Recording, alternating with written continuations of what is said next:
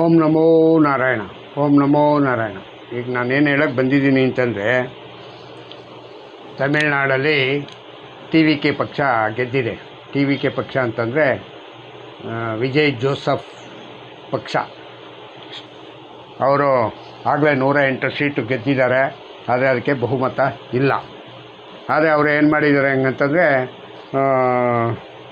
ಏನು ಹೊಂದಾವಣಿಕೆಗೆ ನಿಂತಿದ್ದಾರೆ. ಎಂಥ ಮಿತ್ರ ಪಕ್ಷಗಳು ಅಂತಂತ ಹೊಂದಾವಣಿಕೆ ಮಧ್ಯೆ ಆಗಲ್ಲ. ಇದು ಗೆದ್ದಾದ್ಮೇಲೆ ಮಾಡ್ಕೊಳ್ಳೋಂಥ ಮಿತ್ರ ಪಕ್ಷ ಇದು. ಯಾವುದಪ್ಪ ಅದು ಮಿತ್ರ ಪಕ್ಷ ಅಂತಂದರೆ, ಹೊಂದಾವಣಿಕೆಗೆ ಕಾಂಗ್ರೆಸ್ ಎಂಥ ಘಟಾನುಘಟಿ ಪಕ್ಷನಿಗ ಜೊತೆ ಮಾಡಿಕೊಂಡ್ರು ಅಂದರೆ ಆಶ್ಚರ್ಯಚಕಿತರಾಗಿ ಎಲ್ಲರೂ ನೋಡಬೇಕು. ಅಲ್ಲ ರೀ, ಅಳಸಲ್ ಪಾರ್ಟಿನಿಗೆ ಹಿಡ್ಕೊಂಡವರೆಲ್ಲ ಇವ್ರಿಗೆ ಏನು ಬೇಕು, ಇದು ಯಾವುದು ಬೇಡ ಕಾಂಗ್ರೆಸ್ ಅಂತ ದೇಶದಿಂದ ಓಡಿಸೋಣ ಹಂಗಂತಂದರೆ, ಇಲ್ಲ ನಾನು ಅದನ್ನೇ ಓಡಿಸ್ತೀನಿ ಅಂತ ಹೇಳ್ಕೊಂಡು ಹೋಗೋರು. ಹೆಂಗಂದರೆ ಇವ್ರಿಗೆ ಎಷ್ಟರ ಮಟ್ಟಿಗೆ ಬುದ್ಧಿ ಇರ್ಬೋದು. ಬುದ್ಧಿ ಇದೆಯಾ ಇಲ್ಲ ಆನೆ ಲದ್ದಿ ಏನಾದ್ರು ಇದೆಯಾ ಅಂತ ಇಷ್ಟರ ಮಟ್ಟಿಗೆ ಆಯಿತು ಇದು.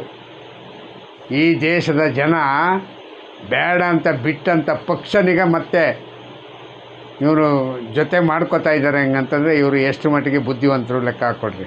ಅದರಲ್ಲಿ ಡಿ ಎಮ್ ಕೆಗೆ 55 ವರ್ಷದಿಂದ ಸಹಭಾಗಿತ್ವವಾಗಿದ್ದು ಮಿತ್ರ ಪಕ್ಷವಾಗಿ ಅವ್ರ ಜೊತೆ ಎಲ್ಲ ಕುಸ್ತಿಗಳು ಮಾಡಿ, ಅವ್ರ ಜೊತೆ MP MLA ಇದನ್ನೆಲ್ಲ ಸೀಟ್ನೆಲ್ಲ ಹಂಚ್ಕೊಂಡು ತಿಂದು ಮಜಾ ಮಾಡಿ, ಈಗ ಅವ್ರನ್ನೀಗ ಬಿಟ್ಬಿಟ್ಟು ಹೊಸ ಪಕ್ಷ ಸಿಕ್ತು ಅಧಿಕಾರಕ್ಕೆ ಹೆಂಗಂತೇಳಿ ಅದಕ್ಕೆ ಹೋಗ್ತಾವ್ರೆ. ಹೆಂಗಂತಂದರೆ ಇವರು ಕಾಂಗ್ರೆಸ್ನವ್ರಿಗೆ ನಾಚಿಕೆ ಮಾನ ಮರ್ಯಾದೆ ಏನಾದ್ರು ಇದೆಯಾ?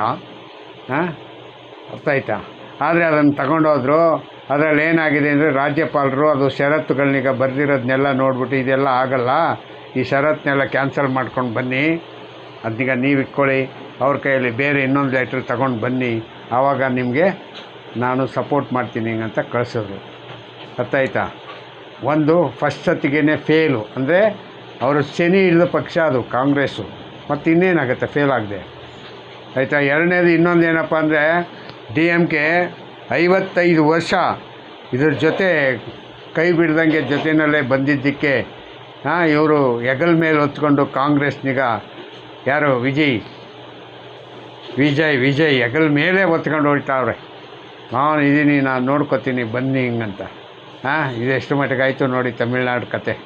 ತಮಿಳ್ನಾಡಲ್ಲಿ ಆಗಲೇ 55 ವರ್ಷ ಹಿಂದೆಯೇ ಅದನ್ನೀಗ ರಿಜೆಕ್ಟ್ ಮಾಡಿಬಿಟ್ಟಿದ್ರು. 62ರಲ್ಲೋ 58ರಲ್ಲೋ ಏನೋ ಅದು ರಿಜೆಕ್ಟ್ ಆಗಿದ್ದು. ಅಲ್ಲಿಂದ ಈಚೆಗೆ ಇವರು ಕಾಂಗ್ರೆಸ್ಸಲ್ಲಿ ತಲೆನೇ ಎತ್ತಿರಲಿಲ್ಲ. ಇವರು ಈಗ ತಲೆ ಎತ್ತೋದಕ್ಕೆ ಅವ್ರಿಗೆ ಮಂತ್ರಿ ಸ್ಥಾನ ಕೊಡೋಕ್ಕೆ ಎಲ್ಲ ಇದನ್ನು ಮಾಡಿಕೊಂಡು ಕರ್ಕೊಂಡು ಹೋಗಿ ಒಯ್ಗಿದ್ದಾರೆ. ಆದರೆ ನಾನು ಹೇಳೋದು ಒಂದೇ ಒಂದು. ಮತ್ತು ಇನ್ನೊಂದೇನಪ್ಪ ಅಂದರೆ, ಪಶ್ಚಿಮ ಬಂಗಾಳದಲ್ಲಿ ಭಾವಿ ಮುಖ್ಯಮಂತ್ರಿ ಅಂದರೆ ಸುವೇಂದು ಅಧಿಕಾರಿ ಅವರ ಶಿಷ್ಯನಿಗ ಹತ್ಯೆಗೈದಿದ್ದಾರೆ ನಿನ್ನೆ. ಮತ್ತು ಅಲ್ಲಿ ಇವರು ಗೆದ್ದು ವಿಜೃಂಭಣೆ ಆಚರಣೆ ಮಾಡುವ ಸಂದರ್ಭದಲ್ಲಿ ಒಬ್ಬರಿಗೊಬ್ಬರು ಕೋಲಾಹಲ ಆಗಿ TMC ಪಕ್ಷ ಮತ್ತು BJPಗೆ ಹೊಡೆದಾಟ ಆಗಿ ಭಾರಿ 2-3 ಕೊಲೆಗಳಾಗಿದೆ.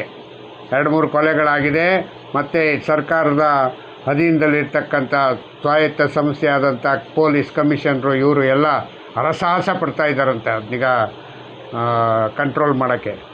ಅವರು ಆ ಕಡೆ ಎಲ್ಲೂ ಇವರು ವಿಜಯೋತ್ಸವನೀಗ ಆಚರಣೆ ಮಾಡೋಕ್ಕೆ ಬಿಡ್ತಾ ಇಲ್ಲ, ಯಾರು TMC ಅವರು. ಅರ್ಥ ಮಾಡ್ಕೊಳ್ರಿ ಎಷ್ಟು ಮಟ್ಟಿಗೆ ಆಯಿತು ಅಂತ ಲೆಕ್ಕ ಹಾಕ್ಕೊಳ್ರಿ. ಅದಕ್ಕೆ ಅವರು ಮೊದಲೇ ಇವರು ಯಾರು ಅಮಿತ್ ಶಾ ಅವರು ಮಿಲಿಟ್ರಿ ಫೋರ್ಸ್ನಿಗೆ ಹಾಕಿದರು. ಮಿಲಿಟ್ರಿ ಫೋರ್ಸ್ ಇನ್ನೂ 6 ತಿಂಗಳು ಇರ್ತದೆ, ಇಲ್ಲ 3 ತಿಂಗಳು ಇರ್ತದೆ ಅಂತ ಹೇಳಿದರು. ಯಾಕೆ ಹೆಂಗಂದರೆ ಇದಕ್ಕೆ ನೋಡಿ, ಆ ಮಿಲಿಟ್ರಿ ಫೋರ್ಸ್ ಇದ್ರೂ ಕುಸ್ತಿ ಕಾಯ್ದು ಒಬ್ರಿಗೊಬ್ರು ಕೊಲೆ ಮಾಡ್ಕೊಂಡಿದ್ದಾರೆ. ಇನ್ನೆಷ್ಟು ಮಟ್ಟಿಗೆ ಜಿದ್ದಿದೆ ಲೆಕ್ಕ ಹಾಕ್ಕೊಳ್ಳಿ ಅವ್ರಿಗೆ, TMC ಅವ್ರಿಗೆ. ಇಲ್ಲ ಇವ್ರಿಗಾದರೂ ಎಷ್ಟಿದೆ BJP ಅವ್ರಿಗೆ? ಅವ್ರು ಮಾಡ್ತಾವ್ರೆ ಹೆಂಗಂತೇಳಿ ಇವರು ಅವ್ರ ಜೊತೆ ಕೈ ಜೋಡಿಸಿದ್ರೆ ಆಗುತ್ತಾ? ಇಲ್ಲ ಯಾರಾದರೂ ಒಬ್ಬರು ಸೋಲ್ಬೇಕು, ಆ ಜಾಗ ಬಿಟ್ಟು ಬರಬೇಕು. ಆ ಜಾಗ ಬಿಟ್ಟು ಬಂದರೆ ತಾನೇ ಯಾರಾದರೂ ಒಬ್ಬರು ಬದುಕ್ತಾರೆ. ನೋಡಿ, ಈಗ ಇಬ್ಬರ ಕಡೆಯೂ ಸತ್ತೋಗಿದ್ದಾರೆ, ಇಬ್ಬರ ಕಡೆಯೂ ಕೂಡ ಅದಕ್ಕೆ ಅನಾಹುತ ಆಗಿದೆ. ಸರಿ ಇದಾದ ಕ್ರಮನ ಇದು?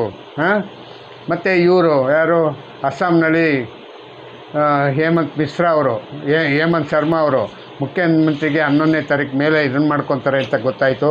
ಅವರು ಪ್ರಮಾಣ ವಚನ ಮಾಡೋಕ್ಕೆ ಏನು ಬೇಕೋ ಅದೆಲ್ಲ ತಯಾರಿ ಮಾಡ್ಕೋತಾ ಇದ್ದಾರೆ. ಅಲ್ಲಿಗೆ ಯಾರು ಹೋಗ್ತಾರೆ ಅಂತ ಗೊತ್ತಿಲ್ಲ. ಇಲ್ಲಿಗಂತೂ ಪ್ರಧಾನಿ ಮೋದಿಯವರು ಹೋಗ್ತಾ ಇದ್ದಾರೆ ವೆಸ್ಟ್ ಬೆಂಗಾಲ್ಗೆ. ವೆಸ್ಟ್ ಬೆಂಗಾಲಲ್ಲಿ 9ನೇ ತಾರೀಕು ಬೆಳಗ್ಗೆನೇ ಅವರ ಕಾರ್ಯಕ್ರಮ ಅಂತ ಹೇಳಿದ್ದಾರೆ. ಅರ್ಥ ಆಯ್ತಾ? ಮತ್ತು ಇನ್ನೊಂದು ಏನಪ್ಪ ಅಂದರೆ, ಇನ್ನೊಂದು ಹೊಸ ಸುದ್ದಿ. ಇದೆಲ್ಲ ಹಳೆ ಸುದ್ದಿನೇ ನಮಗೆ ಕರ್ನಾಟಕದವ್ರಿಗೆ. ಹಳೆ ಸುದ್ದಿನ ಹೊಸ ಸುದ್ದಿ ಅಂತ ಅಂದ್ಕೊಳ್ಳಿ. ಯಾಕೆ ಹೆಂಗಂತಂದರೆ, ಈಗ ಏನಾಗಿದೆ ಹೆಂಗಂತಂದರೆ, ಈಗ ಒಂದು ಹೆಜ್ಜೆನೀಗ ಕಾಲೆತ್ತು ಆಚೆ ಆಗ್ತಾ ಇದ್ದಾರೆ DK ಶಿವಕುಮಾರ್ ಅಂತ ಹೇಳ್ತಾ ಇದ್ದಾರೆ. ಒಂದು ಹೆಜ್ಜೆ ಆಗ್ತಾ ಇದ್ದಾರಂತೆ. ಇನ್ನು 2 ಹೆಜ್ಜೆ ಅಲ್ಲ, 1 ಹೆಜ್ಜೆ. ಯಾರ ಕಡೆಗೆ? BJP ಕಡೆ ಹೋಗೋಕ್ಕೆ. ನನಗೆ ಇನ್ನೂ ದಾರಿ ಇಲ್ಲ, ಕಾಂಗ್ರೆಸ್ ಪಕ್ಷದಲ್ಲಿ ನನಗೆ ಉಳಿಗಾಲ ಇಲ್ಲ, ನನಗೆ ಯಾವುದೇ ಕಾರಣಕ್ಕೂ ಇಲ್ಲೇ ಇದ್ದರೆ ಯಾವುದೇ ಅಧಿಕಾರ ಸಿಗಲ್ಲ ಹಂಗಂತೇಳಿ ತೀರ್ಮಾನ ಮಾಡಿಕೊಂಡು BJP ಕಡೆ ಹೊರಟಿದ್ದಾರೆ ಹೆಂಗಂತ ಸುದ್ದಿ. ಎಷ್ಟು ನಿಜನೋ ಎಷ್ಟು ಸುಳ್ಳೋ ಗೊತ್ತಿಲ್ಲ. 33 MLAಗಳಿದ್ದಾರಂತೆ ಅವ್ರ ಜೊತೆ. ಯಾರ ಜೊತೆ? DK ಶಿವಕುಮಾರ್ ಜೊತೆ 33 MLAಗಳನ್ನ ಕರ್ಕೊಂಡು ಅಲ್ಲಿ ಹೋದರೆ ಅವರು ಮಧ್ಯೆ 66 ಇದ್ದಾರೆ.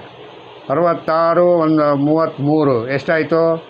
6 3 9 9 ಒಂದು 3 3 3 9 99 ಆಯಿತು. 100 ಜನ.